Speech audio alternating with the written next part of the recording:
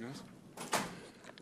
It's always kind of strange when we'd make the pick because we're all jumping around and slapping high fives and everything, and then you come in here and it's like, I was loud in there.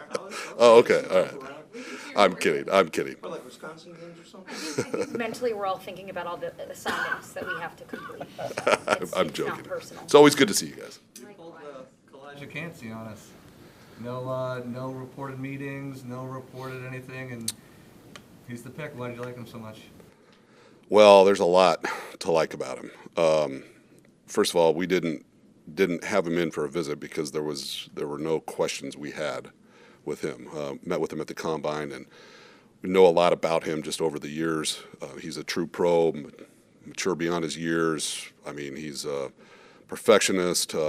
He's been in a great program with a great wide receiver coach, in a great room. A lot of lineage there that he takes a lot of pride in.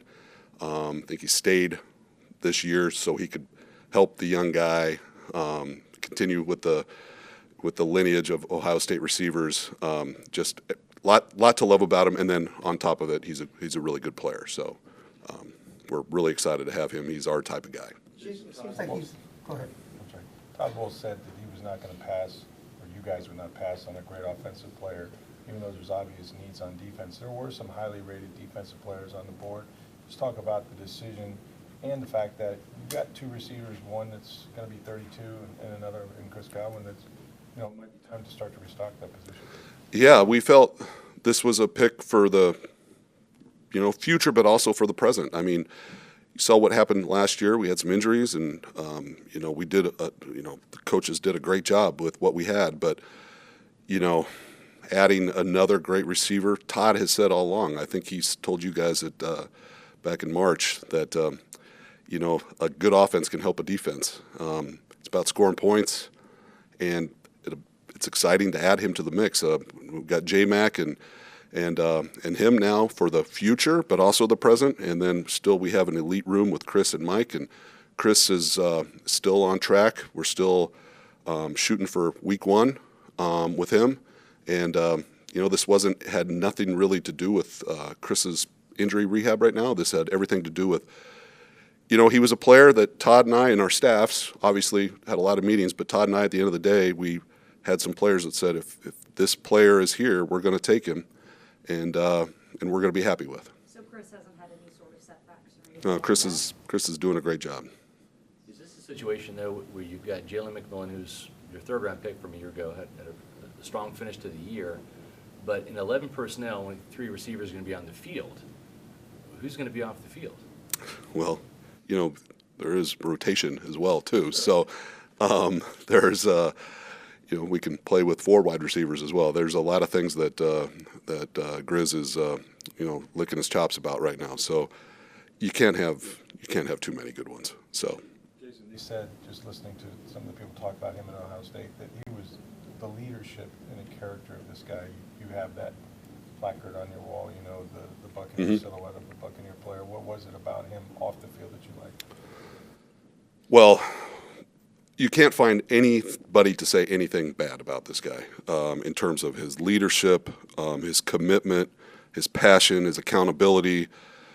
It's all top notch. In fact, we have a kind of a football character grade, and he's the highest of the high. So, so that's that on top of being a great player. Something that we're very proud of. Can you talk about kind of what you envision, like the offense looking like with him out there? It's just kind of like what made you like, if we put him on this offense, it's already here. We can bring it to here.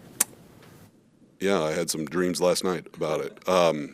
He's a very versatile guy, so he can play all 3 positions, and we like that about him. Spent a lot of time last week talking with Coach Clendon about it. He's very smart, so he's going to be a quick study. It's, added to J-Mac, who we love, and then Mike and Chris are elite. It's going to be fun to watch. It's going to be fun to see how it works out. Can you talk about Mike and Chris kind of being the models for what you want receivers to be? If you look at Emeka body type as a prospect, body type, skills, measurables, character, it lines up a lot like Chris did coming out of college. It does. That came up multiple times. So that's definitely a plus.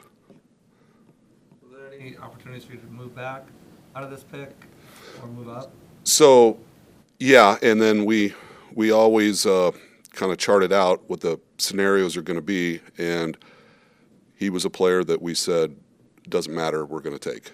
So, wouldn't want to lose out on, trading back to pick up, third or fourth round pick, but then, which are very valuable, but also how would we feel if somebody took him?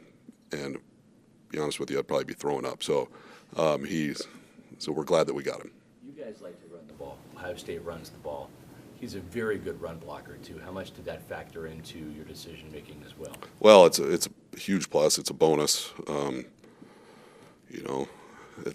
He's an overall game is what we liked. So, I mean, if a guy can't block, it's really a detriment, but we're not going to draft him where we took him just because he's a good blocker, but that's obviously a huge bonus. To take a receiver in the first when you do have a lot of positional needs on defense, does that speak to, I guess, the depth that you've talked about in terms of you feeling confident there are good answers at these other positions in the second through fourth round? Yeah, and obviously we'll see how that turns out, but we just felt like with him it was too good to pass up. It was kind of the perfect pick where it meets, like I said before, it helps us now and it really helps us in the future. Did Baker call you yet? I texted him right away and said, "You're going to like this one," and then he texted back something.